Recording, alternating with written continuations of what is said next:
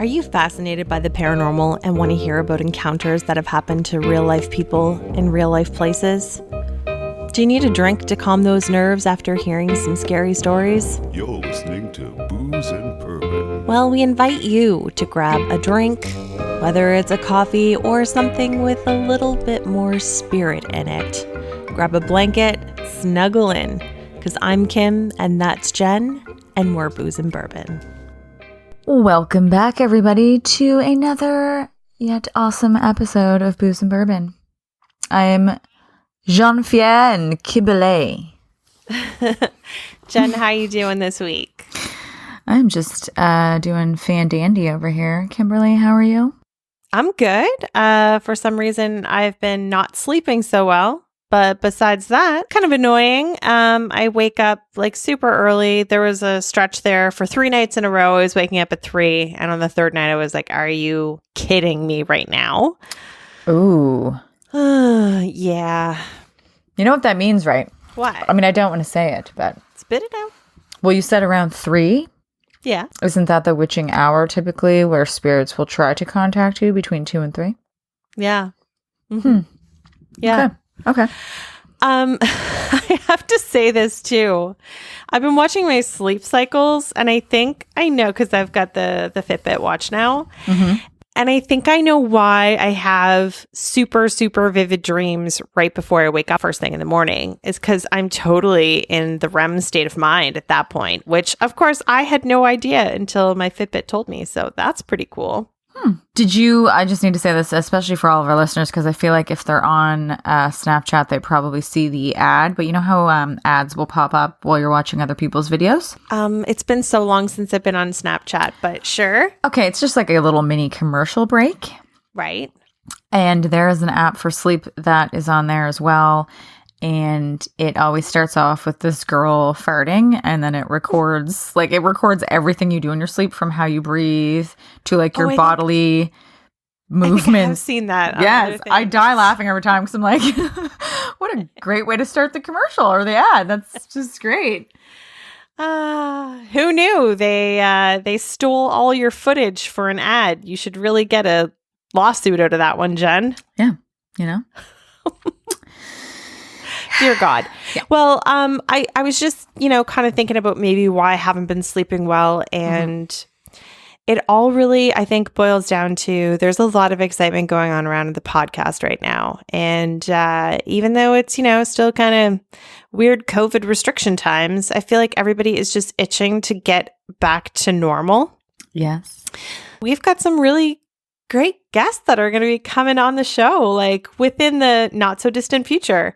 And I couldn't be more excited, Jen. And I guess once we're able to actually talk more about this kind of stuff, our listeners might understand why I'm not sleeping either.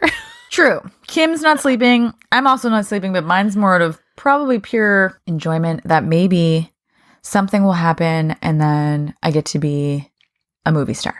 We'll just keep it at that. Okay. Well, yeah. I mean, based on our findings, something could happen. You never know.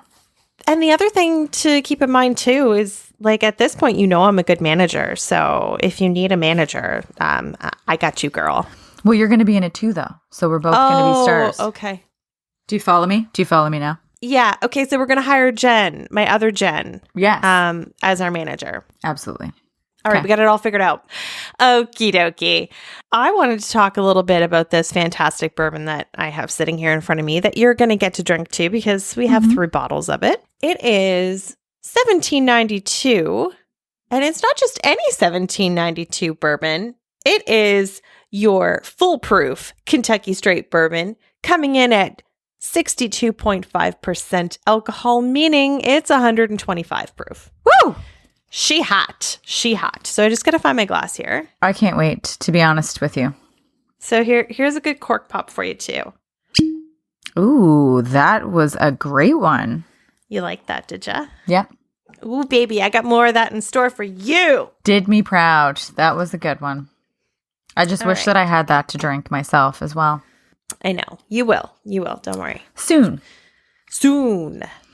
All right. So it's 8.5 years old. It definitely has a like really dark amber color to it, which is really nice. The price point of it here in Canada is actually really good. It's about $59 actually.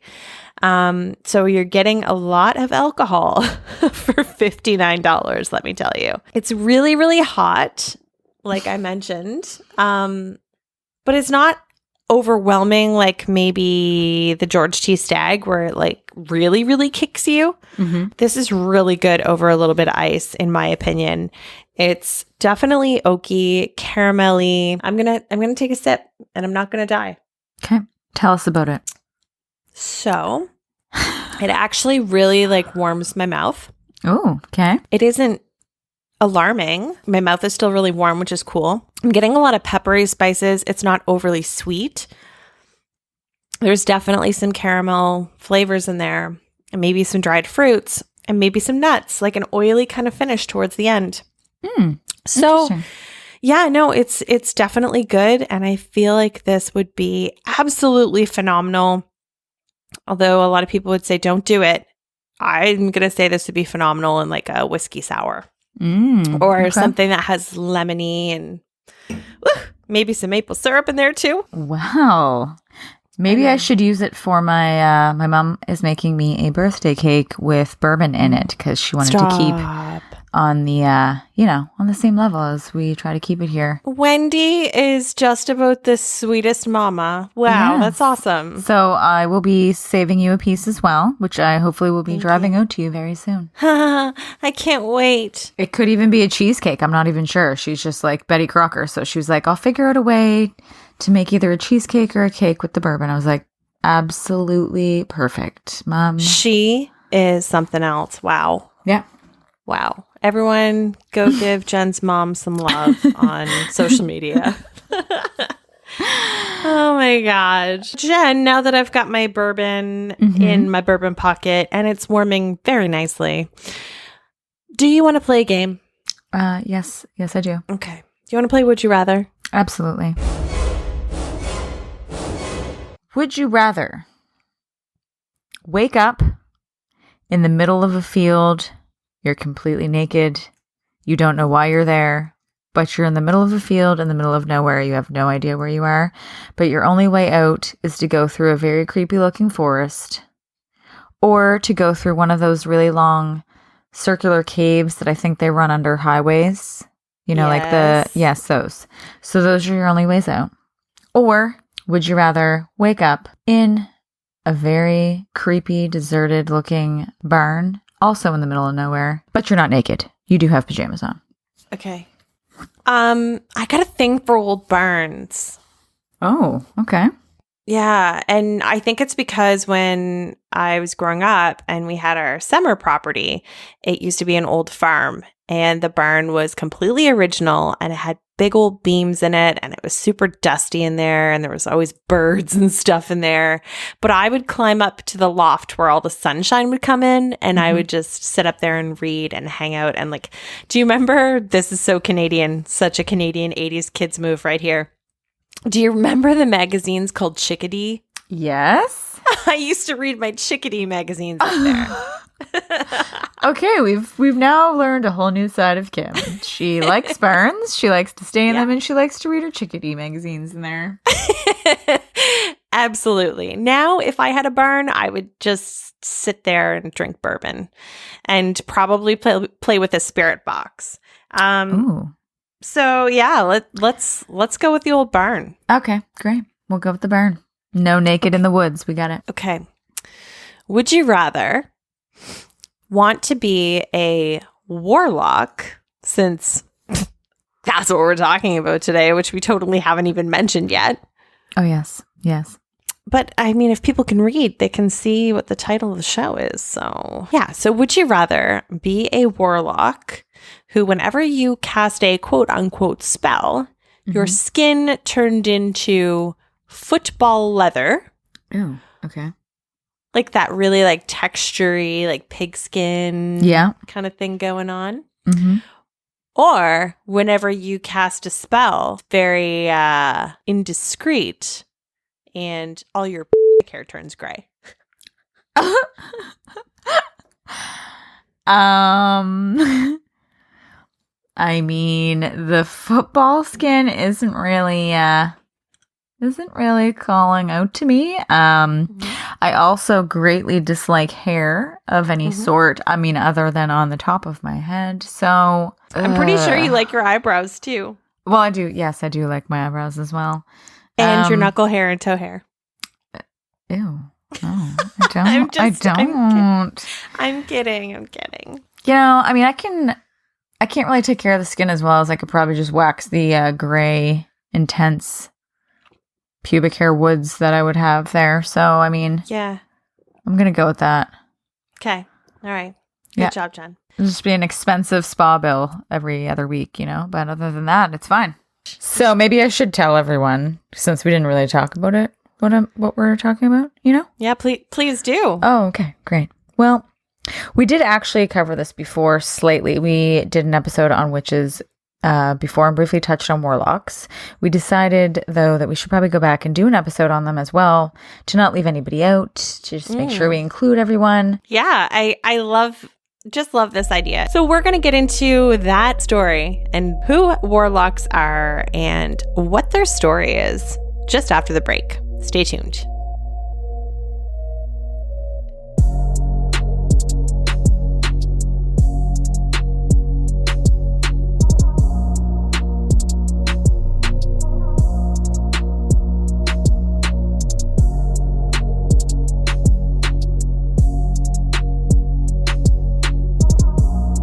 All right, guys. Well, welcome back.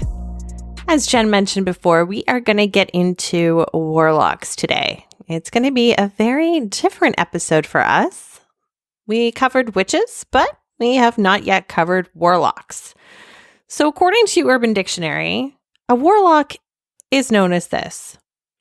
Despite modern neo-pagan offense taken by some at the word warlock has for centuries simply meant male witch in common English usage.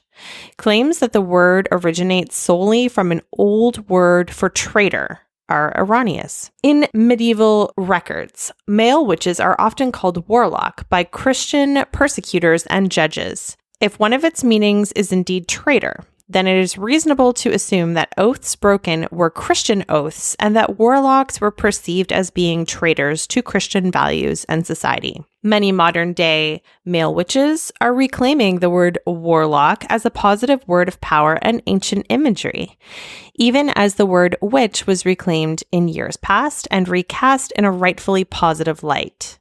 These men know that many who make sweeping statements about witchcraft speak only for their particular coven or tradition and not for all, despite assertions to the contrary. I find this interesting because I didn't realize that coven could mean for a warlock, but I mean, like, why not? It's interesting. True. Several ancient words from Scandinavia and the British Isles are very plausible as being origins for the word warlock. The Norse vargleikur, one who takes on or assumes a wolf's body, and vardlocker, an enchanter, singer of spells, or a caller of spirits, are two such examples. The Old English word warloga does mean oathbreaker, but ironically, the Scottish version of the word, which anti-warlock neo-pagans like to tout as their reason for disliking the word in the first place, does not. It means cunning man or male witch. A cunning man. Cunning man, yes. Huh. I think it was, Sabrina, the witch, the TV show on Netflix that used to be an old one that they brought back, which I absolutely love.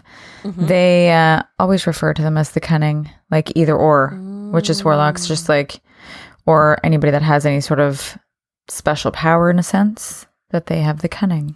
I like it. Yeah. So, next one we have here is from shadowhunters.wiki. Warlocks are born from demons and humans. Through this, some warlocks may have half-siblings, and quite possibly a pure sibling from a human parent tricked more than once. Warlocks are immortal beings. At one point in their lives, they stop aging. Which point exactly will depend on their demon parent. At one point, however, after an unspecific but long duration of time, warlocks, like most immortal or long-lived beings such as silent brothers, can fade and petrify when they grow bored or unsurprised by life and stop looking forward to their years ahead.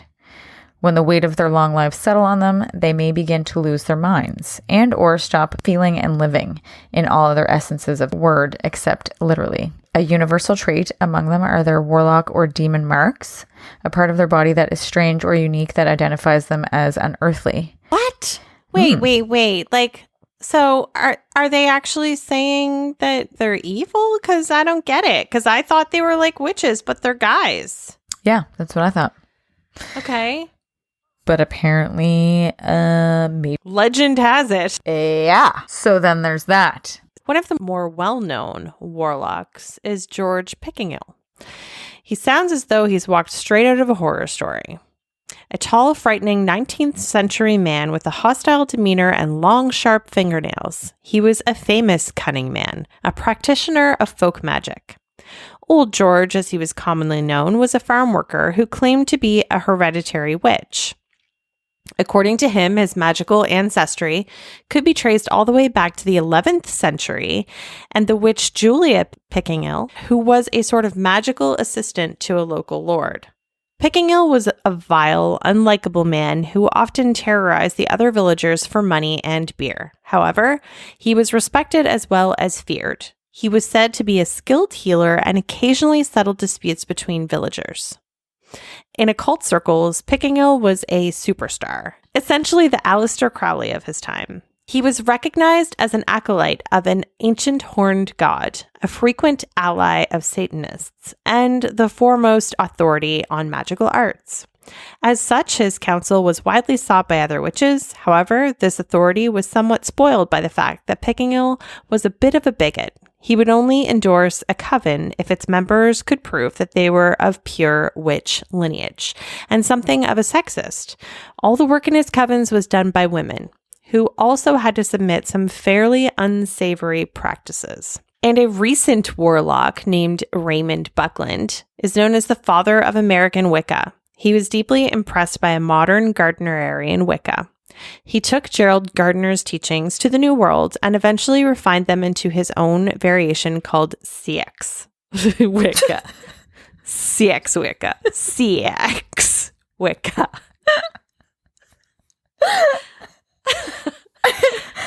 Oh, I sound like the biggest nerd trying to say six.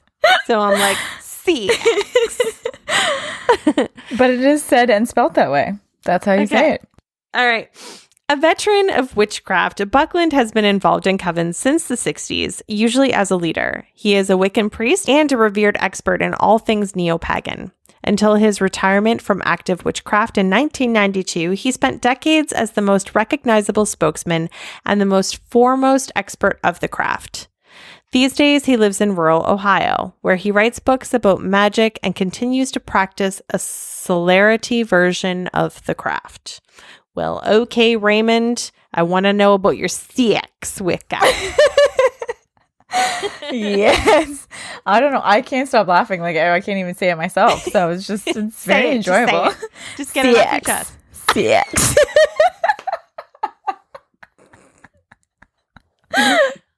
Who knew? Who knew warlocks would be so funny? Who freaking knew? Okay. Oh.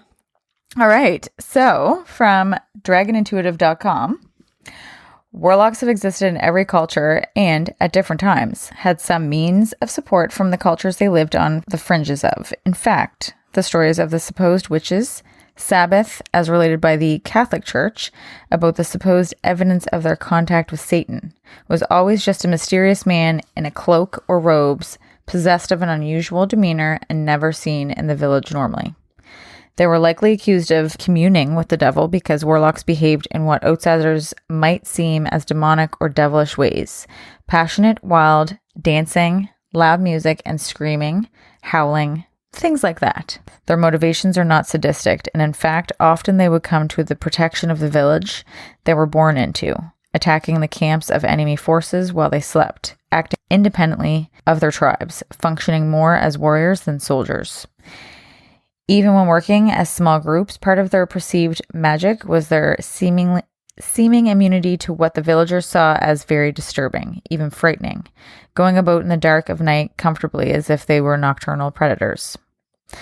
Perhaps a modern example of warlock, Picasso used the Italian word for sorcerer to describe himself from time to time. Charlie Sheen calls himself a warlock, and he does act irrationally, but a true warlock would have method to their madness. Okay. All right. So then, because you've studied this a lot more than I have, what we all know, people who practice like Wicca and people that are into witchcraft or identify as being a witch, could somebody then essentially who is male study to do the same thing? Or do you believe that they have to be born into a family bloodline? I've gathered that they would have to come from the bloodline, but that's also, I guess, not directly answering the other question, which would be there's a lot of people that aren't. They're both like, both of their parents are human, but then they practice witchcraft and they try to become a warlock on their own. And I don't know if that's worked thus far, but there's people that say that it has. So who knows? All right. So we got a big old question mark, which is cool because we want to hear what you guys have to say about this topic as well. If you guys know any warlocks or have any fantastic stories about them, you absolutely need to email us. Yeah. Or if they're like Charlie Sheen and they just, want some attention and maybe proclaim that they are. Yeah, exactly.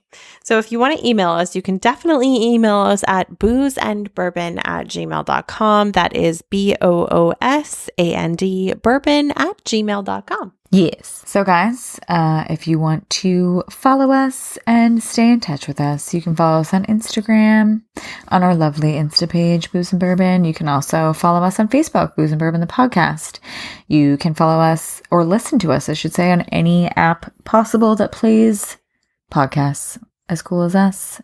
We are on YouTube. We will be posting more on YouTube, hopefully.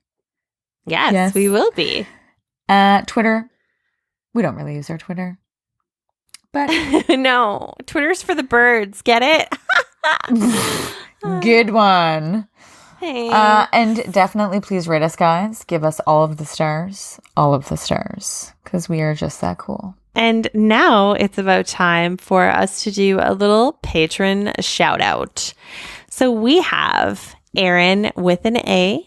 We have Andy Greer. We have Cindy Bussey, Aaron Hamilton, Frank March, Justine Mays, Rebecca Bolton, Stephanie McNew, the ABV Network, and the Ghost Story Guys. Thank you guys so very much. We have some really cool merch headed your way.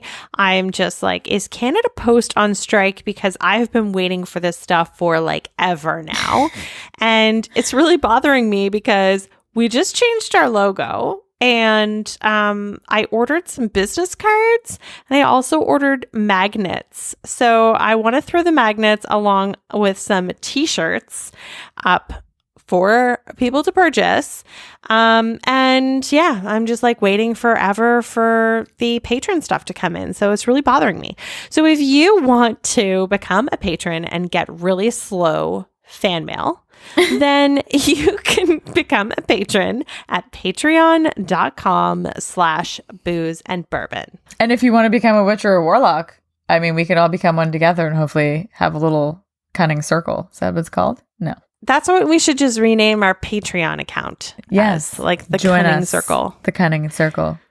And then like maybe if people get live receipts for it and a significant other sees it, they're going to be like, the what?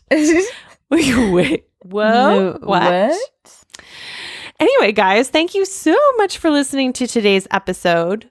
We are so happy that you joined us for another week over here at Booze and Bourbon, and we will have an all new episode for you next week and the week after and the week after and the week after. And like I said at the beginning of the show, we have some really awesome special guests coming on. We just can't tell you who they are yet, but eek! Like there are very few times in my life that I have called Jen like crying with excitement and I had tears in my eyes. So and then I joined you in the excitement and the tears in the eyes because it was that exciting. So yeah. Yee! All right, guys. Well, we'll catch you next week. And thanks again for listening. Thanks, guys. Bye. Booze and Bourbon is part of the ABV Network. For more information or to advertise on the show, please head over to abvnetwork.com. Thanks for listening, and cheers. This has been a Steve Akeley production.